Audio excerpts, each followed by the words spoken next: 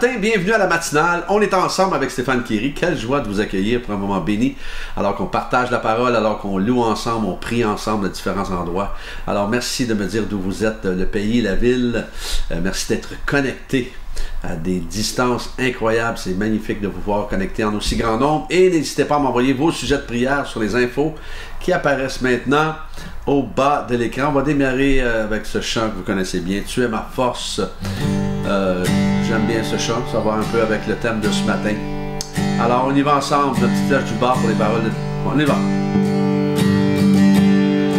Tu es ma force, incomparable, incomparable. Tu viens à moi. Tu es l'espoir incomparable, incomparable. Tu viens à moi. Dans l'abondance de ta grâce, par la puissance de ton nom, tu me relèves, tu me relèves.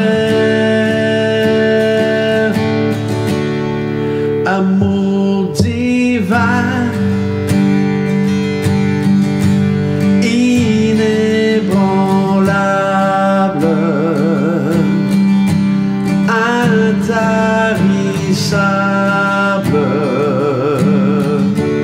tu viens à moi. Dans l'abondance de ta grâce, par la puissance de ton nom, tu me relèves, tu me relèves. Dans l'abondance de ta grâce, par la puissance de ton nom, tu me relèves, tu me relèves.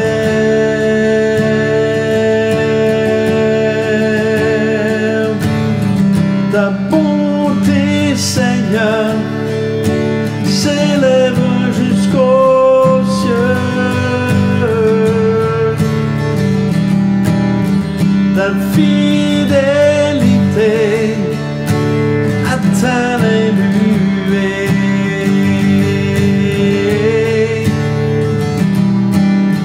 Ta bonté, Seigneur, s'élève jusqu'aux cieux.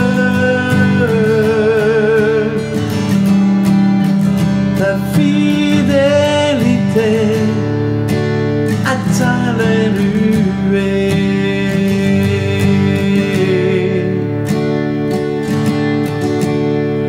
Tu es ma force,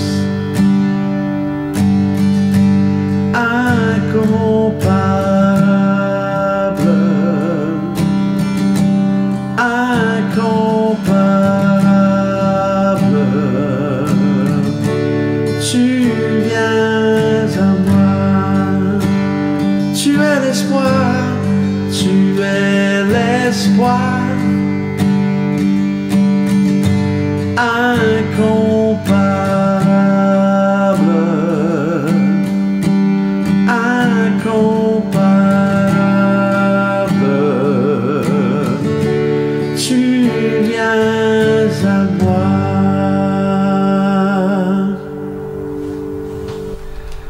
Oh oui, ce matin, le thème « Réalité visible ou invisible ». Nous allons lire justement dans 2 Corinthiens 4, 16 à 18. Voilà pourquoi nous ne perdons pas courage et même si notre être extérieur se détruit, notre être intérieur se renouvelle de jour en jour. En effet, nos légères difficultés du moment présent produisent pour nous, au-delà de toute mesure, un poids éternel de gloire. Ainsi, nous regardons non pas à ce qui est visible, mais à ce qui est invisible, car les réalités visibles sont passagères et les invisibles sont éternelles. Alors, comprenons qu'il va nous arriver de perdre courage et même, je dirais, de vouloir abandonner parfois dans des moments de pression, de dépression. Mais ça, c'est la sortie facile de vouloir abandonner. Paul en parle ici car il veut que nous apprenions à puiser notre force de l'intérieur. Et cette force nous vient de où? Elle nous vient du Saint-Esprit, lorsqu'on parle de force intérieure, bien sûr. Oui, il va se présenter probablement le moment de vouloir abandonner ou démissionner à cause peut-être de la fatigue, à cause encore une fois de la pression et malheureusement les critiques. Alors rappelons-nous les paroles de Paul. Paul qui nous dit justement dans 2 Corinthiens 12, 10, c'est pourquoi je me plais dans les faiblesses, dans les insultes, dans les détresses, dans les persécutions, dans les angoisses pour Christ, car quand je suis faible, c'est alors que je suis fort. Un texte important pour nous, cela. Trouver notre force dans nos faiblesses. Ça veut dire que plus on va trouver notre force dans nos faiblesses, ça veut dire que plus on va dépendre de Jésus. Alors vous serez d'accord que nous vivons tous en notre temps, nos crises. À un moment donné, on va vivre une crise à quelque part, en voulant dire que nous allons à l'occasion expérimenter des mauvaises journées. Et là, c'est nous qui décidons comment nous allons gérer la journée. Oui, la vie chrétienne, elle est extraordinairement excitante, mais elle comporte son lot de défis et de combats à l'occasion. Alors, et comment l'aborder? Et là toute la question d'attitude et question de volonté. Alors, comprenons que notre succès à surmonter ces moments vont venir lorsque nous allons apprendre à dépendre encore plus de Dieu. Alors, les meilleures personnes qui vous entourent ne sont pas juste des personnes de grand talent, mais des personnes qui ont appris à dépendre de Dieu. C'est les personnes avec lesquelles on veut s'entourer. Il y a beaucoup de monde qui ont plein de talents, mais est-ce que c'est des gens qui stimulent notre foi? Non, mais c'est important, ça. C'est bien, je ne dis pas de se couper du monde, là, mais c'est bien d'avoir des amis autour avec qui on fait le ministère ou avec qui nous bossons aussi, qui stimulent notre foi. J'étais tellement excité, moi, il y a 30 ans de cela, lorsque j'ai commencé à servir dans l'Église à plein temps, car je n'ai même pas négocié rien. Je n'ai jamais regretté rien. Bon, ceci dit, je sais que ça ne se fait plus maintenant de ne pas négocier. Et je suis d'accord avec ça aussi. Je crois qu'il y a des gens, qu'il y a des jeunes qui rentrent dans le ministère et qui ils négocient peut-être un salaire, on négocie une position. Là, n'allez pas me dire non, il n'y a pas un ouvrier. Tout ouvrier mérite son salaire. Non, n'embarquez pas dans ce jeu avec moi. Tout ouvrier mérite son salaire.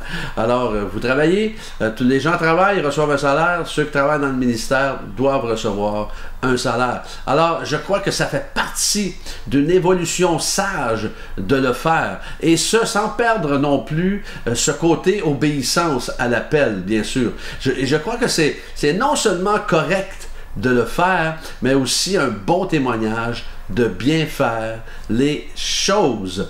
Alors revenons aux choses visibles ce matin que nous devons expérimenter et confronter à l'occasion. Alors peu importe comment on se sent au boulot, ce jour-là. Il faut livrer la marchandise, n'est-ce pas? On doit rencontrer nos responsabilités.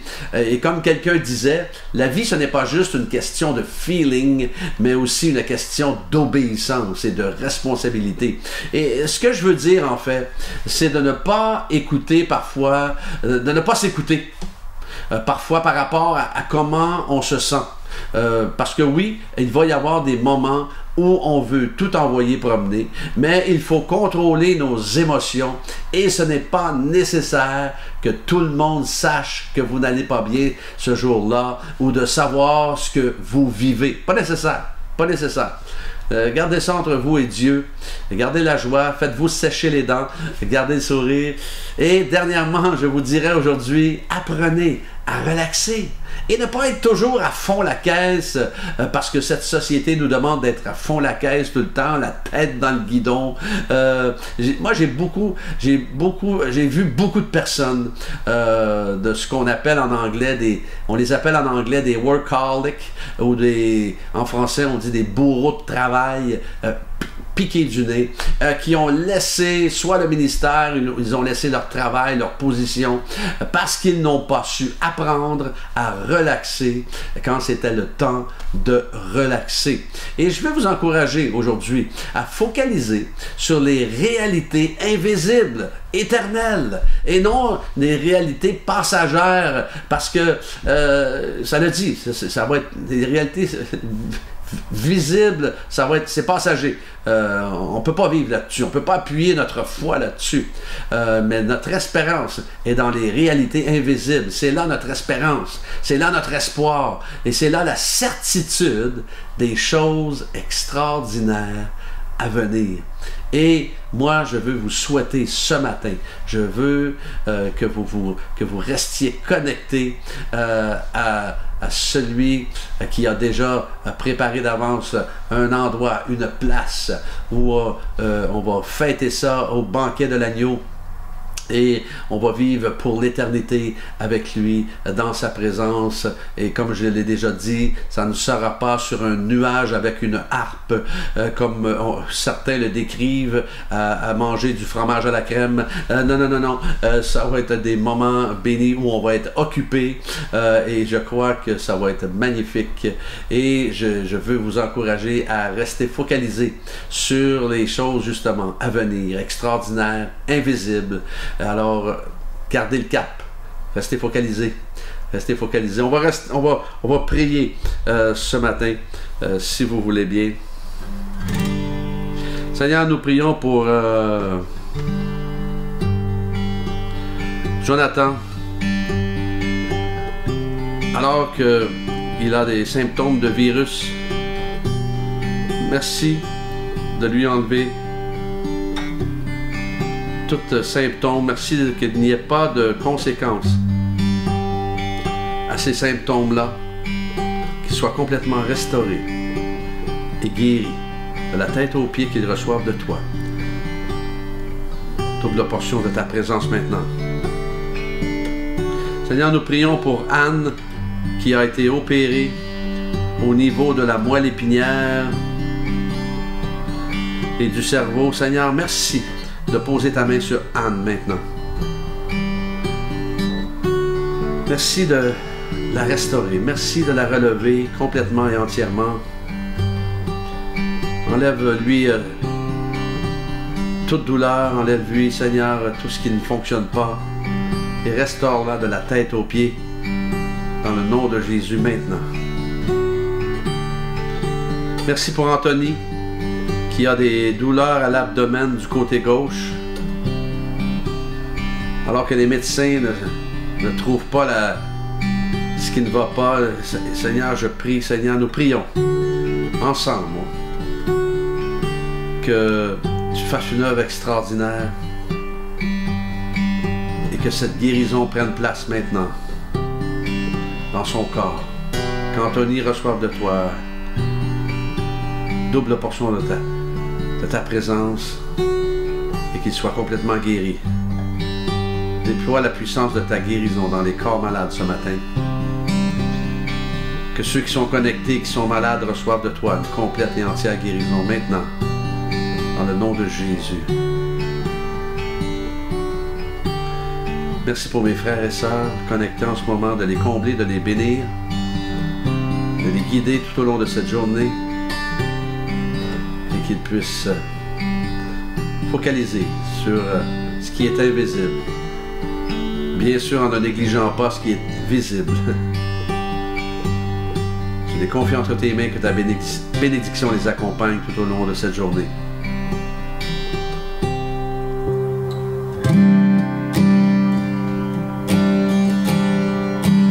L'abondance de ta grâce, la puissance de ton nom. Oh, tu es notre force, incomparable, incomparable. Tu viens à moi.